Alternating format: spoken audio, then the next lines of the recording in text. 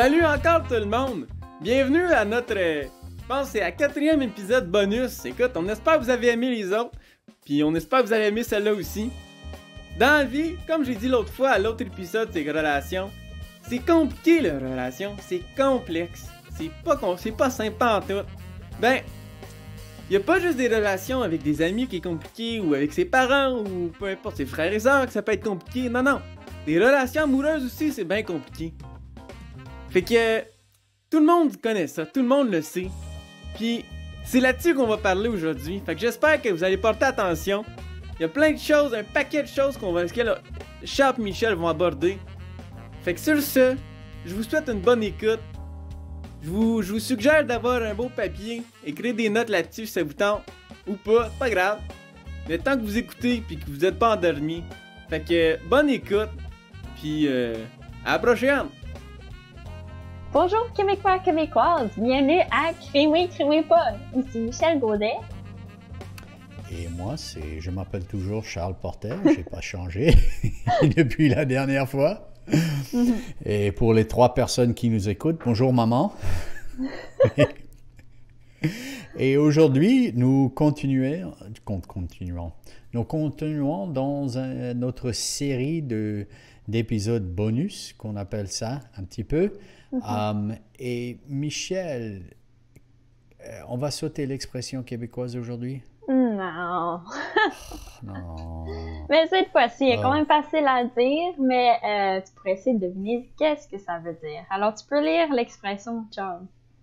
Hey, merci! L'expression d'aujourd'hui, c'est attache ta tuque avec de la broche. Bonne chance, Charles! Attache ta tuque avec de la broche. Ouais. C'est ça? Ouais. OK.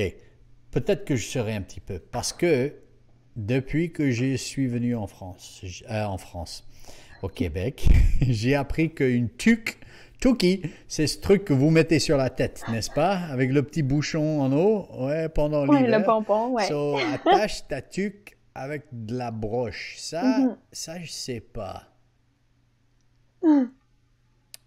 Ce que ça veut dire. Ouais. Fait que, attache, misère, j'ai misère à dire. Mais attache ta tuque avec de la broche, ça veut dire, dans le fond, il faut t'attacher. C'est un peu l'image de attacher sa tuque littéralement parce que les choses vont brasser. Fait que les choses, ça va vraiment brasser. Alors, attache ta tuque.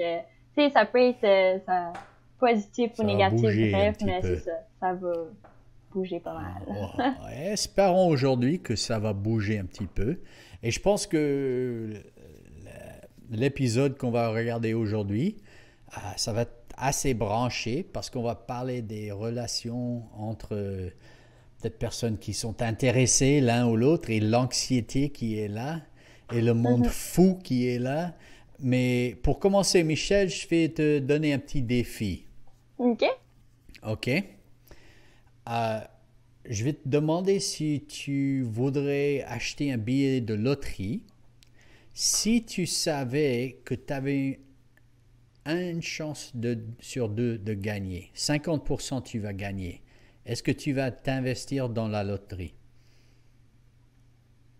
Une chance sur 2. Une chance sur 2, ben ça dépend combien ça coûte, mais ça... Je sais pas, 50. Je veux dire, c'est pas trop pire, 50. 50%? Normalement, c'est 1 sur 5 millions que tu vas gagner. Aujourd'hui, on dit 1 sur 2 tu vas gagner. Ouais. Je pense que pour la plupart des personnes, ils diraient oui, je vais m'y mettre. Je vais mettre 5 000, 10 000 $ parce que j'ai une chance sur 2 de gagner, n'est-ce pas? Ou de perdre. Ou de perdre, oui, c'est vrai. Mais si je te dis que tu as une chance sur 2 millions, tu vas t'investir. Non. Mais les gens jouent ça tout le temps. Tout le temps, n'est-ce pas? Ouais. So, c'est pas toi, mais une personne normale dirait oui, 1 sur 2. OK, si je prends les mêmes numéros, 1 sur 2, et je te dis que ton mariage a une chance sur 2, tu vas t'investir? Oh boy. Ben, je m'investir pour que ça soit la chance et non l'autre, là. Oui, mais je pense que voilà la réalité. Il ne faut pas laisser ces choses à la chance. même 1 sur 2 n'est pas un grand assez nombre. Il faudrait trouver des astuces pour peut-être pousser le numéro à 70%, 90% que tu vas avoir du succès. Tes parents sont toujours ensemble? Non. Non. Non. OK, donc tu as grandi dans une famille qui n'était pas... C'est 1 sur 2. Mes parents sont toujours ensemble. Ils ont célébré 50 ans. Mais pour... Ma fille m'a dit l'autre jour, oui, tu sais, tous mes amis, leurs parents sont divorcés. Donc c'est un week-end ici, un week-end là. Beaucoup. Et je pense que ça, tout seul, donnerait beaucoup d'anxiété, beaucoup de stress pour pouvoir choisir quelqu'un avec lequel on pourrait partager un bon pourcentage de notre vie. Je vais célébrer 25 ans de mariage l'année prochaine. Et je t'avoue, il y a des jours où ça a été difficile. Il y a des jours où j'ai un ami, blague, il dit je suis marié depuis 25 ans. 7 des plus heureuses années de ma vie. Donc, 7 des années les plus heureuses. Les autres, je lui dis, on ne va pas en parler parce que parfois c'est difficile.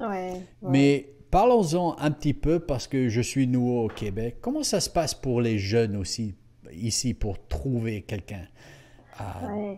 Mais écoute, c'est sûr que en voyant même le numéro, 1 sur 2 des mariages qui survivent même, on peut dire, parce qu'il y a même beaucoup de mariages qu'on voit des couples qui sont ensemble, mais ça veut pas dire qu'ils sont heureux d'être ensemble. Fait que c'est sûr que les gens, surtout de mon âge, il y a beaucoup de gens qui vont... Il y a des gens qui vont vouloir se marier et il y a beaucoup de gens qui ne veulent pas parce que parce qu'ils sont jamais 100% sûrs. Fait que c'est vraiment cette situation de si je m'engage, je sais pas si ça va vraiment fonctionner. Alors il y a toujours, en fait, souvent quand les gens rentrent dans une relation, ça va être OK, on va essayer, on va voir, puis on verra. Mais ça va être ça pendant 3 années, 5 années. Tu sais, c'est ça tout le temps. Pour se protéger parce qu'ils savent pas si un jour, dans 20 ans, ça va pas fonctionner, dans le fond. Alors, c'est un peu la mentalité qu'on voit souvent. Mais il y a des gens qui pensent autrement aussi, là. On voit pas mal les deux. Je connais des gens qui se sont mariés et je connais des gens qui veulent pas se marier. Alors, ça dépend vraiment, mais je pense que c'est la crainte de si quelque chose se passe, qu'est-ce qu'on fait. Mais oui. Bon, c'est ça. Et c'est intéressant parce que en se protégeant, c'est un petit peu une garantie que ça ne va pas marcher. Ouais. Ben, c'est ça que je pense. Je veux dire, il y a des gens qui vont pas penser ça. C'est aussi ce que moi je me dis. Crée-moi pas. Ouais, crée-moi pas. C'est les relations que quand on va dans une relation et c'est on va voir, mais on va jamais s'engager pour de vrai ou jamais prendre tu sais, comme se dire comme OK, on va faire l'effort même si ça va pas, de faire l'effort de faire tu sais, que les choses fonctionnent. Si tu fais pas ça, tu as plus de chances que ça ne fonctionne pas. Parce que quand il y a des situations qui brassent, là, tu commences à douter et faire comme OK, mais anyway, on s'est jamais engagé, fait que c'est correct si on continue pas. Mais beaucoup plus facilement que si tu prends un engagement et tu dis OK, on se marie, puis tu sais, avec tous les vœux et tout, là, quand les choses vont passer, ça va pas être, tu vas moins être tenté à penser au divorce de te séparer. Parce que, mais, c'est ça. Mais il y a des gens qui vont dire, ça veut pas dire qu'ils vont être heureux. Parce qu'il y a beaucoup de gens qui vont chercher la joie et la paix dans un couple, mais vont pas accepter le côté dont un peu plus noir, du sens qu'un mariage, un couple qui vit au travers de beaucoup de choses, c'est les hauts et les bas. Fait qu'il y a des gens qui vont chercher les hauts, mais qui refusent de croire qu'il y a des bas. Qui fait qu'ils ne vont pas s'engager. Mais malheureusement, de toute cette attitude un peu négative dans la société, nous voyons que les films les plus populaires ont toujours une histoire d'amour. Les gens croient à l'amour. Ils veulent être aimés. Ouais. Ils sont lié à cette histoire d'amour et on voit ça depuis des millénaires, depuis les histoires grecques et les histoires... C'est toujours une histoire d'amour parce que comme humains, nous désirons profondément être aimés par quelqu'un et savoir que nous avons de la valeur et que quelqu'un nous aime pour nous-mêmes. Oui. Et c'est ça que je pense qui est important, c'est que si on ne le reconnaît pas, il y a quelque chose qui manque. Sens qu'on veut tous être aimés malgré nos défauts. Mais si on n'est pas capable d'aimer quelqu'un et prendre la décision de s'engager, aimer quelqu'un malgré leurs défauts, comment qu'on peut s'attendre qu'on ait ça en retour? C'est un peu ma pensée là-dessus. Là. Nous voyons dans la société, il y a un changement parce que on a mentionné Jésus. Une des choses que Jésus a dit très intéressant, c'est que il dit, il n'y a pas une personne qui ne s'aime pas, mais il nourrit leur cœur. Mais je lui dirais, aujourd'hui, il y a beaucoup de gens qui ne s'aiment pas. Parce que je pense que, et on va en parler dans la 2e saison, que c'est à l'avantage de la consommation que nous ne nous aimons pas. Donc, tu n'es pas assez mince, il faut acheter quelque chose. Tu es trop mince, il faut acheter quelque chose. Tu es trop blonde, donc il faut changer les cheveux. Tu es trop... moi, j'en ai pas, il faut en rajouter. Et en nous disant que nous ne suffisons pas, que nous ne devrions pas être contents ou nous aimer nous-mêmes, nous apprenons que nous ne sommes pas satisfaisants et que les personnes qui nous entourent ne sont pas satisfaisantes. Mais la réalité, c'est que quand on apprend à s'accepter, qu'on apprend à s'aimer soi-même, on peut plus facilement aimer les autres. Et si on retourne à la pensée de Jésus, on dit que Jésus avait vraiment raison, qu'il faut qu'on s'aime soi-même. Et que l'amour qu'on a pour soi-même, on prend soin, oui, on prend soin du corps, on fait de l'exercice, j'ai fait de la bicyclette dans ces jours-ci, je prends soin de moi plus que jamais, mais quand je prends soin de moi, je m'accepte et puis je peux t'accepter, Michel, comme tu es. Et je pense surtout pour les filles, c'est difficile. On va écouter le témoignage d'une copine à toi. Oui. Parce que j'ai peur, ma fille a 13 ans, et j'ai peur pour elle, parce que l'attaque est infernale et constante sur l'identité. Et ce désir d'être accepté parmi les jeunes filles est super forte, disons. Ou peut-être, je ne suis pas fille, mais tu peux en parler un petit peu avant d'introduire le témoignage. Oui, c'est ça, l'identité, c'est vraiment important et je pense que tous les filles, même les gars vont vraiment se minimiser et pas voir le bon en eux. Puis même adultes, c'est vraiment fou. Mais Caro, une de mes bonnes amies, elle va parler de son témoignage, elle qui a vécu énormément d'anxiété, vécu de la dépression. Elle va parler un peu de ce qu'elle a vécu, de quoi ça avait l'air pour elle. Mais je voulais juste vous souligner quelque chose. Et ce qui est intéressant, c'est que ça vient à quelque part. Ça vient de quelque chose. Puis, je veux dire, des fois, à cause que si tes parents ou tes grands-parents ont l'anxiété ou la dépression, toi, tu peux avoir plus de chances de l'avoir. Et c'est vraiment montré scientifiquement. Là, j'ai pas de ressources, mais bon. Mais aussi des événements qui peuvent se passer, qui vont vraiment créer de l'anxiété et de la dépression. Et elle, ça a commencé chez soi, quand elle a perdu son grand frère. Et ça l'a formé un peu sa perception des relations. Dans le fond, elle, sa relation avec un homme. Alors c'est vraiment ça la base. Et c'est intéressant de juste regarder ça. Et moi, je vous invite à regarder aussi votre vie, qu'est-ce qui a formé votre perception par rapport aux relations? Parce que ça vient de quelque chose, ça vient de l'extérieur, ça vient de la maison peut-être, ou dans le passé, peu importe. Fait que, puis je pense qu'on est tous affectés à un certain niveau comme ça. Alors, c'est ça, on va écouter Caro sans plus tarder. C'est 12 minutes, alors écoutez et c'est ça.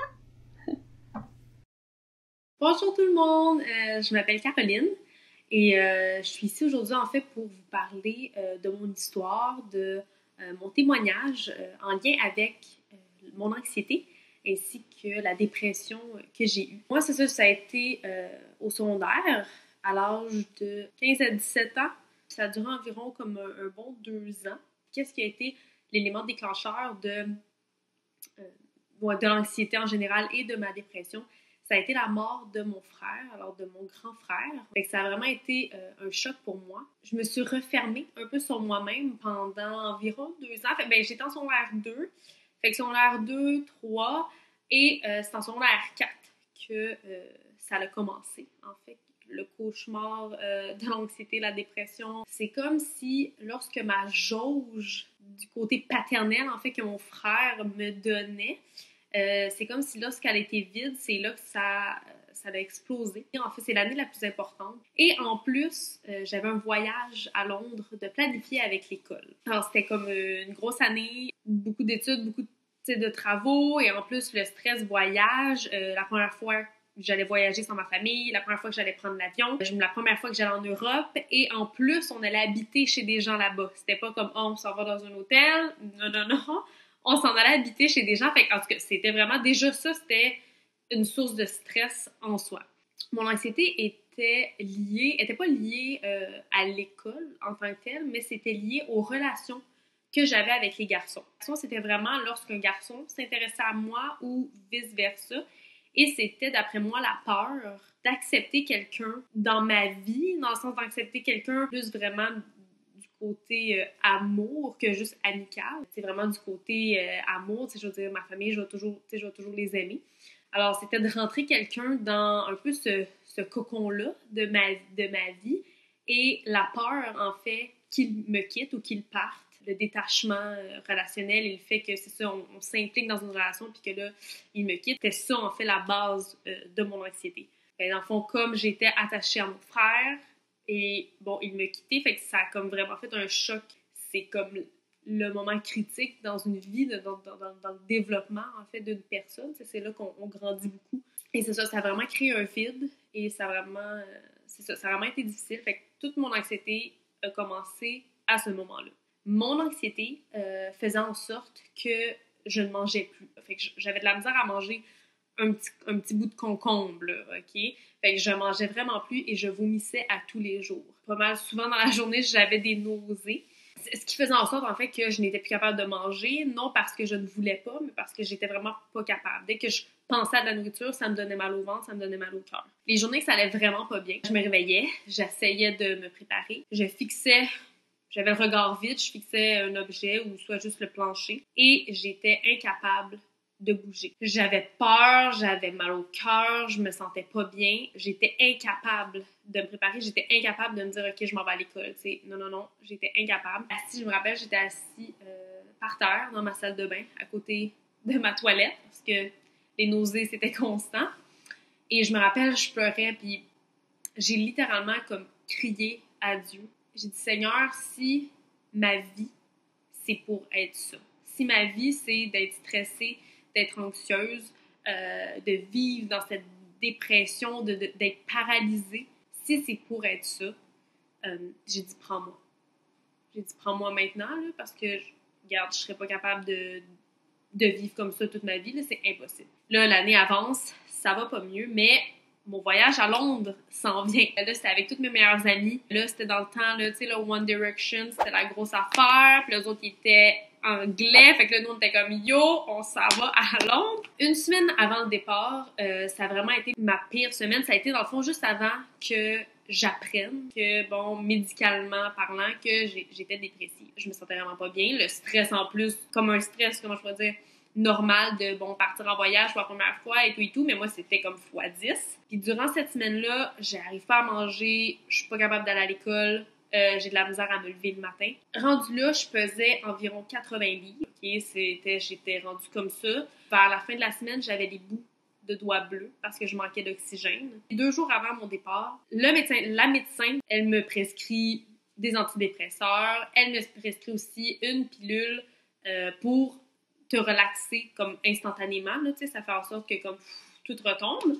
Pour le voyage, normalement, des médecins, ça va pas prendre des décisions qui pourraient les mettre en péril. Ils vont dire comme « OK, non, reposez-vous » ou « Prenez ça relax ». Mais elle me dit non. Elle dit là, tu vas aller à Londres parce que si tu y vas pas, c'est le stress qui va gagner, c'est l'anxiété qui va gagner sur toi parce que tu vas encore le laisser te marcher sur les pieds, parce que t'es pas capable de faire ce que t'as envie de faire, t'sais. Fait que là, j'avais mes petites pilules, juste ça, c'était comme, OK, c'était rassurant. La journée, le départ arrive, moi, je me pop ma petite pilule bleue.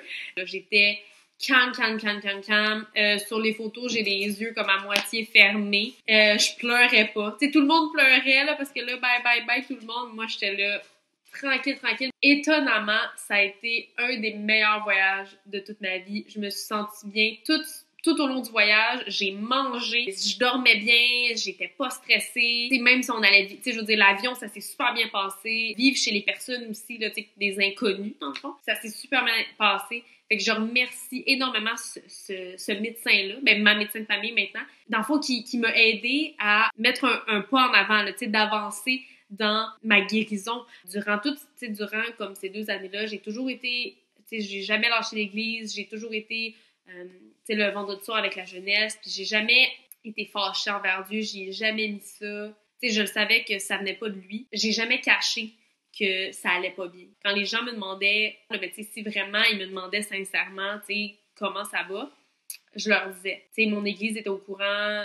du moins, mes amis, mon pasteur est au courant de ma situation, de comment je me sentais. Juste ça, on dirait que ça nous enlève un stress sur les épaules, ça nous donne quelqu'un qui peut nous encourager. Quand j'ai vraiment catché que, OK, c'est les gars qui me stressent à cause, de la mort de mon frère, j'ai peur, c'est ça qui rentre dans ma vie puis qui me quitte. Là, j'ai dit au Seigneur, j'ai dit, je vis tout ça à cause du départ de mon frère, je vis tout ça parce que je suis stressée qu'un gars rentre dans ma vie parce que j'ai peur qu'il parte. Fait que j'ai dit au Seigneur, quand je vais trouver le bon, je veux que tout ça s'arrête. Le garçon avec qui je vais vraiment continuer ma vie, avec qui il va rester, avec qui je vais me marier, j'ai dit, je veux que tout ça s'arrête. Et là, en secondaire 5, je rencontre un garçon. C'est lui, dans le fond, qui a fait comme les premiers moves, dans le sens que, je pense qu'il est commandant passé, qui a changé de table pour se mettre à ma table pour qu'on se parle plus. Puis c'était la première fois qu'un garçon me comprenait, qu'un garçon avait vécu des choses similaires. C'est ça qui était drôle, c'est qu'on avait beaucoup de points en commun, parce que lui aussi, il avait vécu ça, lui aussi, il avait vécu comme les nausées, le stress, l'angoisse. C'était vraiment la première fois que c'était pas juste comme « Ah, OK, ouais » ou « Ah, OK, calme-toi, ça va bien aller », là. Il m'a pas dit ça, t'sais. Bref, je commence à fréquenter Samuel, ça va bien, il me comprend, il m'a jamais jugé, tout va bien pour l'instant. En janvier, avec l'église, en fait, avec ma gang, la gang de jeunes, on aurait fait une retraite d'hiver. Et là, moi, ça commençait à aller mieux, tu sais. Je veux dire, je mangeais, ça allait bien, là, tu sais. J'étais encore sur mes antidépresseurs, mais ça allait bien. Le samedi soir, c'est la soirée, tu sais, comme louange, prière. Fait que là, tu sais, on loue, on chante. Puis là, c'est le moment vraiment, OK, tu sais, aller en prière, tu sais. Fait que là, moi, je m'assois comme dans mon coin. Puis là, il y a une fille qui vient me voir, tu sais, je la connais pas, elle est d'une autre église. Elle me dit, tu sais, elle me dit, excuse, elle me dit, c'est comme Dieu a mis quelque chose sur mon cœur pour toi. Là, je me rappelle plus, j'aurais dû l'écrire, là, je me rappelle plus comme mot pour mot qu'est-ce qu'elle me dit, mais qu'est-ce qui m'a marqué, ça a été, elle dit, Dieu me dit, OK, relax, tu sais, relax, j'ai tout en contrôle. C'est comme, c'est terminé, j'ai pris le contrôle, j'ai pris tes fardeaux. Je me suis mis à brailler. Je l'ai regardé, je pleurais, puis j'ai dit, j'étais comme, tu sais pas ce que je vis en ce moment, mais comme, c'est tellement ça, là. Tu sais, c'était ça vraiment, tu sais, qu'est-ce qu'elle me dit? C'est le Seigneur me dit, inquiète-toi pas. Puis moi, c'était ça, là, tu sais, je veux dire, ça faisait 2 ans que j'étais anxieuse, puis que, dans le fond, j'étais inquiète, tu sais, de mon futur, j'étais inquiète, là, de, tu sais, ce que les garçons pouvaient penser, j'étais inquiète, tu sais, puis là, elle me dit, tu sais, Dieu me dit, t'inquiète pas. C'est ça, tu sais, c'est comme, c'est la réponse à ma prière, tu sais. En fait, Dieu m'avait guérie. Tu sais, c'est ça, à ce moment-là, tu sais, ne t'inquiète pas, Dieu me guérit, tu sais, c'est fini. Puis c'est là que j'ai décidé par moi-même d'arrêter les pilules. Ça fait 6 ans que j'ai arrêté les antidépresseurs, que j'en ai jamais eu besoin. Ça fait 6 ans que j'ai jamais eu de grosses crises d'anxiété. Ça fait 6 ans que je mange. Maintenant, je déjeune à tous les matins. Ça fait 6 ans que je bouffe sans finir. Je m'arrête pas. Mais à quel point Dieu a travaillé dans mon cœur, à quel point Dieu me fait grandir, à quel point ma relation avec lui s'est améliorée. Parce que c'est sûr que quand la vie va bien, des fois on oublie. T'sais, des fois on oublie de le remercier ou des fois on oublie de passer beaucoup de temps avec lui ou de lui accorder une place parce que tout va bien. T'sais. Mais quand on est dans le creux, c'est là qu'on se dit « Ok, wow, non, même quand ça va bien, c'est comme sans Dieu, j'y arriverais pas, là, je serais pas capable. » Dieu a fait en sorte de mettre ce médecin-là sur mon chemin ou de mettre ces outils-là pour m'aider à grandir, pour m'aider à guérir. Puis je sais que c'est lui, je veux dire, ça faisait partie de son plan. Parce que sans ça, je serais clairement pas la Caroline que vous voyez aujourd'hui, t'sais. Je le remercie parce que malgré ce parcours vraiment difficile, je peux maintenant aujourd'hui en témoigner. Je peux témoigner de son amour, que Dieu a toujours été là pour moi. Je peux témoigner de justement la guérison qu'il a fait dans ma vie. Puis jusque-là, je me sens bien. Puis je suis encore avec Samuel. Ça va faire 6 ans qu'on est ensemble. Là, on planifie de se marier. Fait que tu sais, c'est vraiment, Samuel, c'est vraiment l'homme de ma vie. Je veux juste dire, si vous vivez ça en ce moment, lâchez pas, OK? Soyez pas fâchés contre Dieu ou, tu sais, si vous n'êtes pas croyant, je veux dire, je prie pour vous pour que Dieu vous guérisse.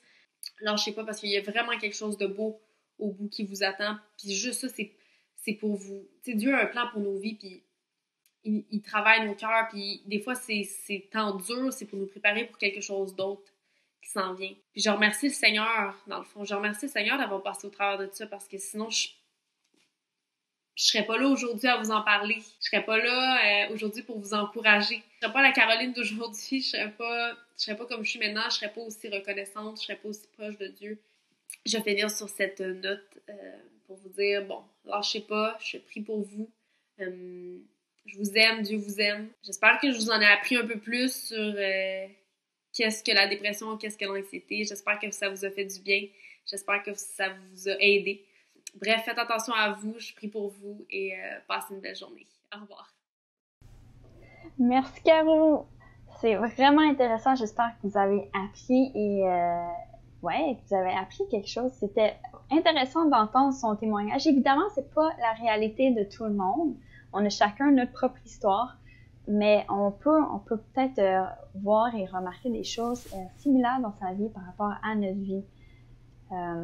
Michel, oui. Explique-moi, et je vais être honnête, ok? Caro n'est pas moche. Okay? C'est une jeune fille assez attirante, elle est intéressante, vivante, elle sourit.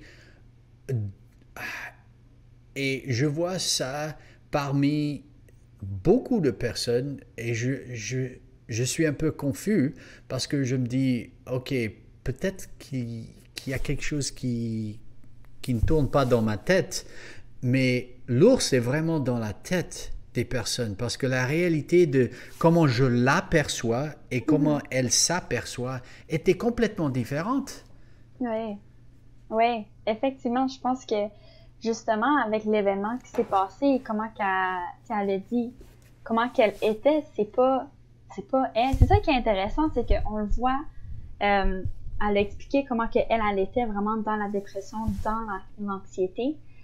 Mais ça nous montre que maintenant qu'on la voit aujourd'hui, elle est vraiment libre, elle est vraiment expressive et souriante. Et ça va montrer que l'anxiété et sa dépression ne fait pas partie de elle.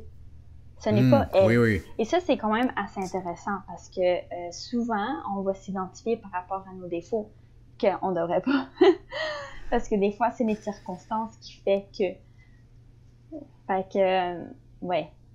Oui, c'était un traumatisme qu'elle avait expériencé avec son frère.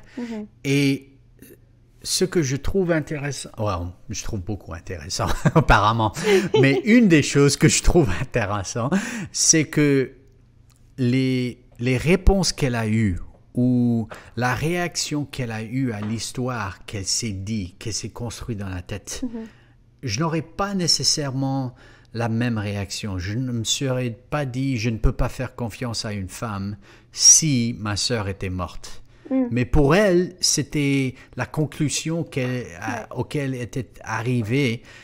Et c'est dangereux je pense, quand on n'a pas quelqu'un dans notre vie qui peut nous défier un petit peu. D'où vient cette pensée? Parce que, honnêtement, la pensée n'est pas logique. Il y a une certaine logique, oui, mais à un certain moment aussi, c'est pas logique. Ouais. Ces deux événements ne sont pas nécessairement connectés, mais c'est quelque chose dans nous qui connecte les deux. Ouais.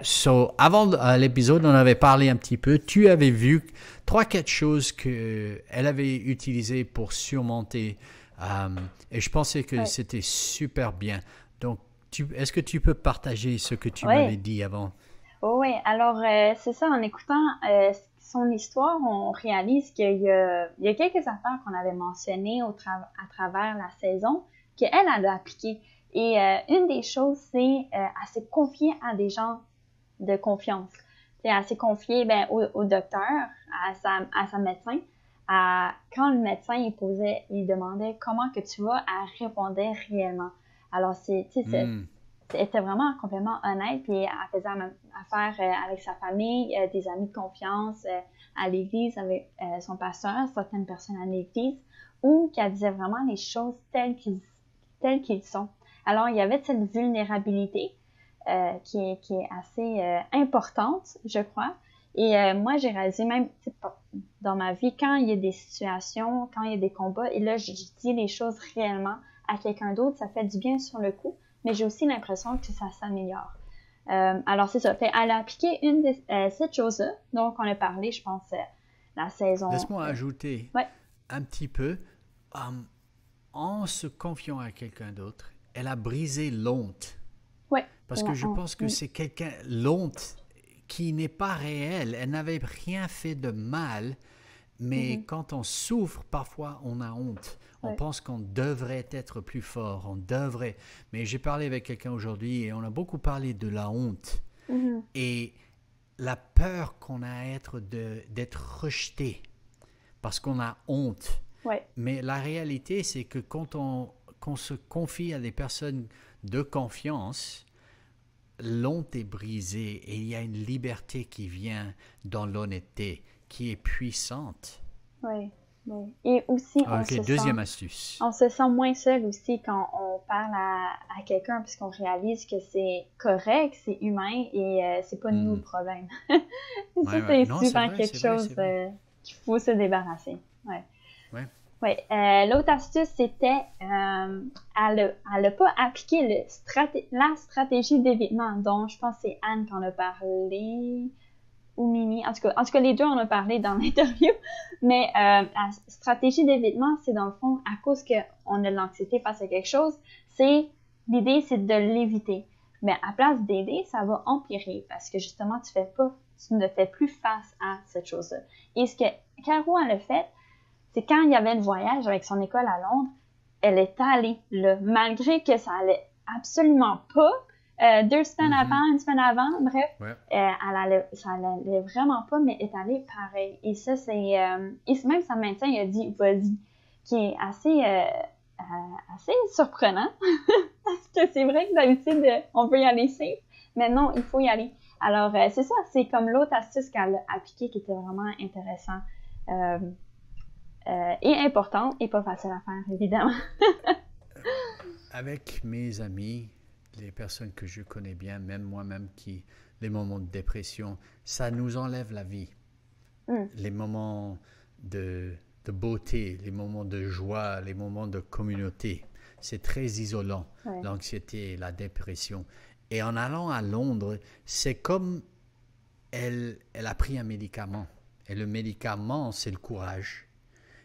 Et le bénéfice d'aller à Londres, elle a vu des choses, elle a eu des expériences. Et tout d'un coup, il a fallu qu'elle se lève le matin parce qu'il y avait un but.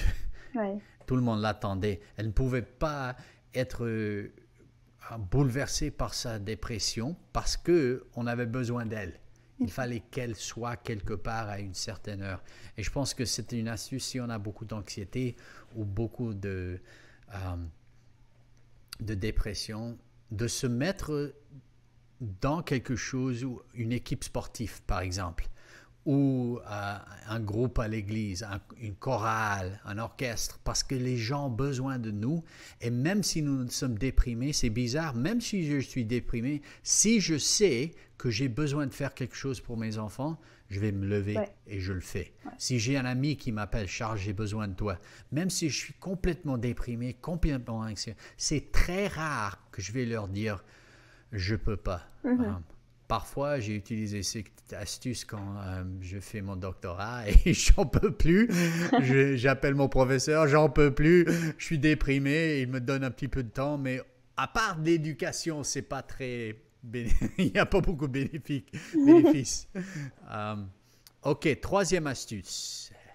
Oui, ben en fait, il y en a plus ou moins un troisième, là, mais on peut voir aussi, on a parlé de médicaments et ça, on en a parlé plus à la dernière épisode, la 8e. Pas la dernière, en tout cas. La dernière, c'était un bonus, mais la dernière de la première série, c'est, le médicament, ça va l'aider temporairement. Le but, c'est pas de rester sur le médicament, c'est pour aider. Alors, et bon, fait par rapport aux médicaments, si vous voulez savoir plus de qu'est-ce qu'on a dit, c'est juste écouter Mimi dans la 8e épisode, elle en parle, puis elle explique le pourquoi. Et pourquoi ça l'aide, et c'est pas, tu sais, c'est, en tout cas. Fait que, ouais, c'est ça. Et puis, Charles, je sais que tu avais des choses à dire là, par rapport à ça, le témoignage. Toi, ça te fait réfléchir à quoi?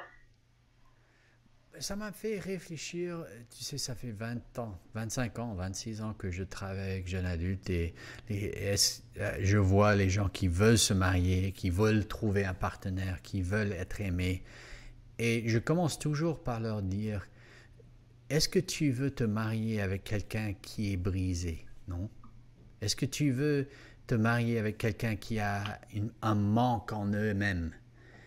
Je pense que Hollywood particulièrement, ils vendent cette idée qu'il y a quelqu'un d'autre qui me complète. Ouais. Je me souviens le film Jerry Maguire. Et il y a cette scène fameuse, il entre et il dit à la femme, je t'aime, et tu me complètes. Ouais. Tu es la deux. Quelle bêtise! Parce que, soyons honnêtes, si tu perds cette personne, ça veut dire que tu es la moitié de toi. Qu'il y a quelque chose en toi qui manque. Et la première chose que je dirais à quelqu'un qui veut trouver quelque chose, de savoir que tu es complet, tu es complet en toi-même. Et 1 plus 1, c'est beaucoup mieux que virgule plus virgule dans une relation.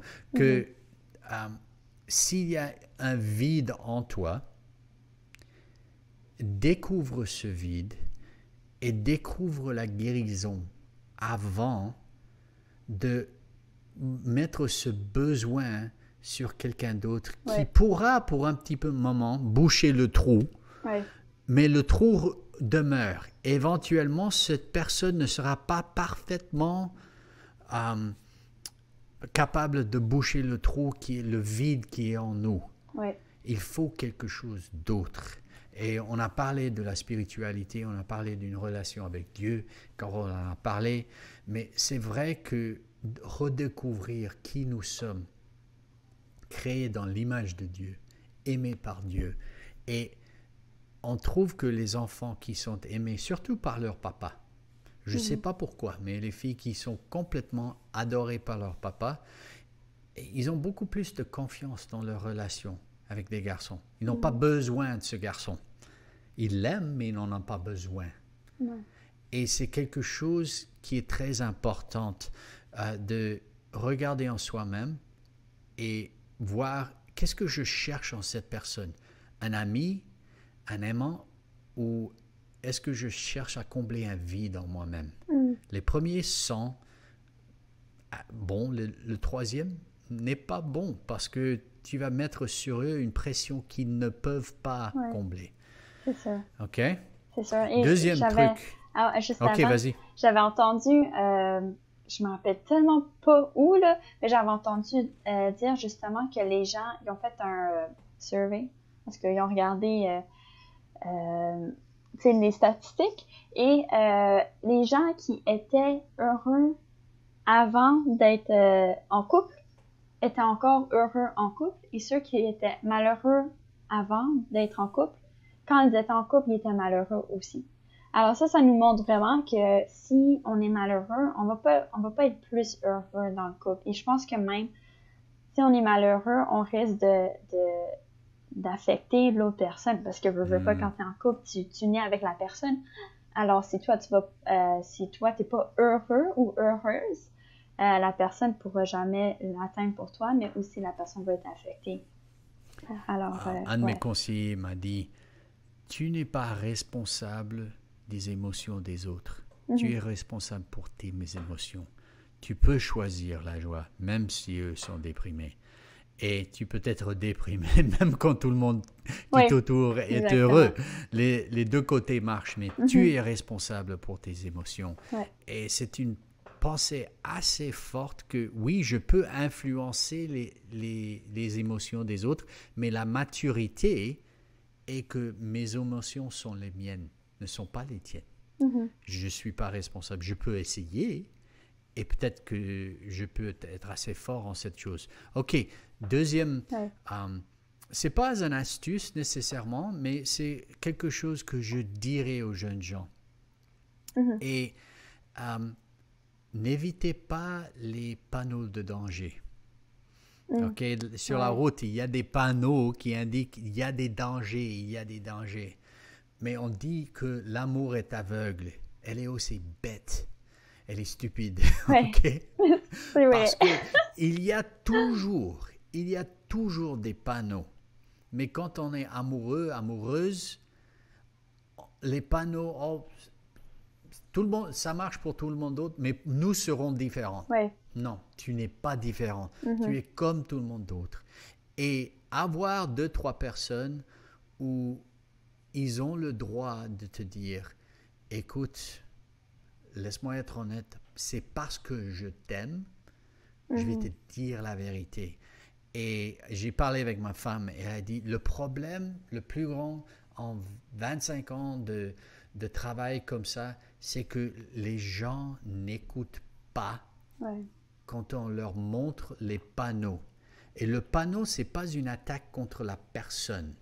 Il faut comprendre ça. Ce n'est pas une attaque contre la personne. C'est un panneau qui indique qu'il y aura un problème et qu'il faut y faire attention. OK? Et c'est vraiment bon. Puis je pense que c'est vrai, puis c'est dur de l'appliquer parce que quand on commence à connaître quelqu'un puis qui nous intéresse, on ne voit plus rien. Là. On se dit, on va passer à travers, tout va bien aller et tout, on va juste voir le positif. Ça va bien aller. Ouais, c'est ça. Mais moi, ma suggestion pour éviter ça, moi, j'avais on peut dire critères, bon, en tout cas, des choses de base que pour moi, je suis comme, ça, c'est très, très, très important. Moi, je vois, dans 20 ans, je vois ma vie à cette étape-ci. Fait que si la personne, c'est 0 pin bar ce qu'ils veulent, oublie ça, ça fonctionnera pas parce que j'aurais l'impression que moi, ce qui me remplit d'énergie, ma motivation et tout, et dans 20 ans, je veux me rendre... Moi, je suis quelqu'un un peu plus visionnaire, et pour moi, ça, c'est important, là. C'est une de mes valeurs. Fait que si la personne ne va pas dans la même direction du tout, ou même au contraire, je peux pas, même si c'est intéressant, même si on s'entend bien, même si il y a plein de raisons, ça fonctionne pas. Beau. Oui, c'est ça. Fait que connaître vraiment ces valeurs fondamentales pour nous, il faut que ça devienne des critères d'un sens. Puis c'est pas pour, tu sais, je veux pas dire critères, parce que critères, on peut faire comme, ok, je veux qu'il y ait l'air de ça, mettre tellement de critères comme impossible. C'est pas ça le but, c'est vraiment tes valeurs fondamentales, c'est quoi qui est le plus important pour toi vraiment. Et après, parler avec la personne, puis si tu vois ça fonctionne pas trop, t'es mieux de pas aller sur ce terrain glissant-là. Non, c'est quand j'étais en Afrique, j'avais des amis qui faisaient une émission à la radio et ils m'ont appelé un jour et parce que ce que je faisais avec eux, ils m'ont dit « Est-ce qu'on peut te demander une question sur la radio ?» Je dis « OK, qu'est-ce que c'est Est-ce qu'on peut trouver une fille à l'église ?» C'est bien d'aller à l'église pour trouver une fille? Et je leur ai répondu, si tu es quelqu'un qui va à l'église, oui, parce que tu auras des valeurs qui sont les mêmes. Mais si tu es quelqu'un qui aime fêter et être alcoolique, tu ne trouveras pas quelqu'un à l'église qui te rendra content.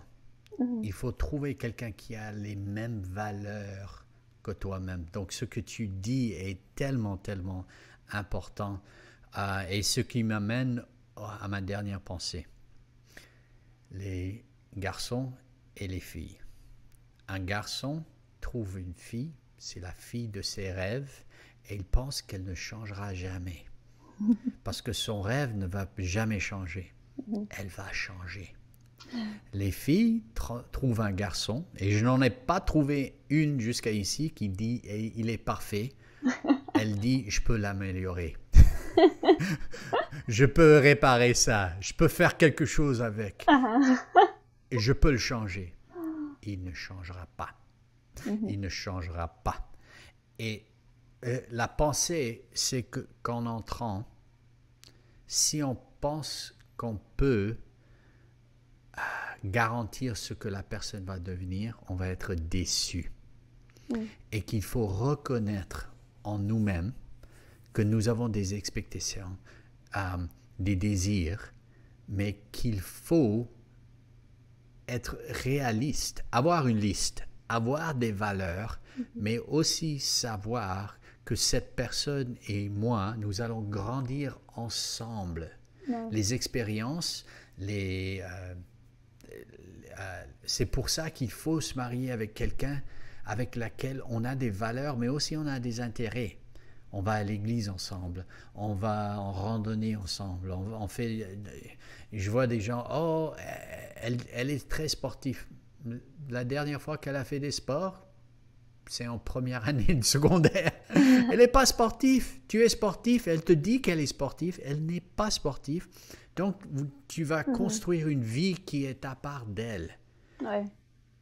Et avoir une amitié qui est la base et la fondation. Si j'ai une amie, et j'ai des amis, ma femme, oui, on a des amis ensemble, mais c'est très important d'avoir des amitiés qui ne sont pas sexuelles. Soyons okay, pourquoi?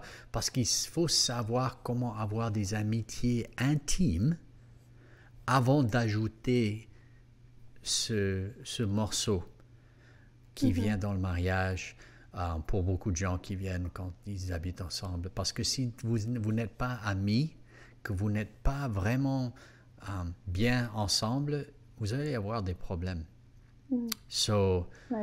Merci Caro pour une belle introduction. Je sais que ces jours-ci, ça donne tellement d'anxiété aux jeunes. C'est plus facile, je pense que, par exemple en Inde, c'est le papa et la maman qui choisissent.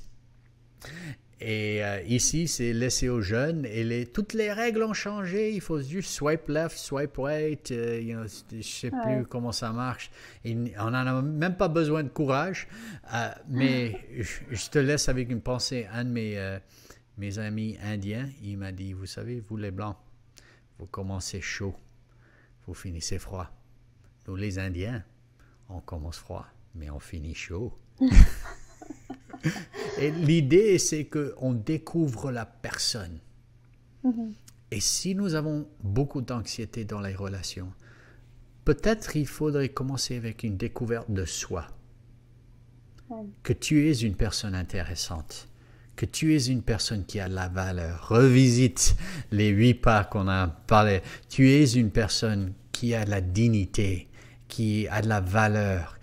Et avoir cette confiance qu'on peut amener dans une relation avec quelqu'un d'autre. Dernière pensée, c'est la tienne, Michel. Sinon, évidemment, on veut rester connecté avec vous. Alors, n'hésitez pas à nous envoyer des courriels, à répondre, écrire sur nos réseaux sociaux, Instagram, Facebook, qui sont actifs. Et on peut vous offrir aussi quelqu'un en consultante en relation d'aide qui peut être une ressource pour vous. Alors, vous pouvez la contacter. Vous allez voir les infos soit en écran ou soit dans la description en dessous. Et on peut évidemment remercier notre très belle équipe, Christian et Brian, dans la production des vidéos et audios. Mathieu, qui fait le time-stamping et avec lequel on parle avec des projets intéressants qui viennent. Et Jeremiah, qui s'occupe des réseaux sociaux et d'autres choses de gestion pour CMC Impact. Richmond, qui dirige notre équipe de prière. Et aussi, il y a Sam et Paul, deux personnes proches de moi, évidemment, qui s'occupent des finances ou bien s'occupent de la technologie, là, s'assurer que tout fonctionne et d'autres choses. Il faut toute une équipe pour ça et nous vous remercions d'avoir passé ces moments ensemble avec nous aujourd'hui. Michel, je t'apprécie beaucoup. Merci et félicitations.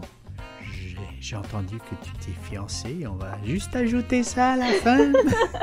Parce qu'il y a seulement une personne qui écoute jusqu'à la fin. Mais félicitations à toi et Sam. Un épisode assez pertinent pour toi, n'est-ce pas? Oui, bien sûr, bien sûr. J'ai pris des notes et j'en applique beaucoup. Allez, bon, pour nous aujourd'hui, c'est bonsoir et à la prochaine. À la prochaine.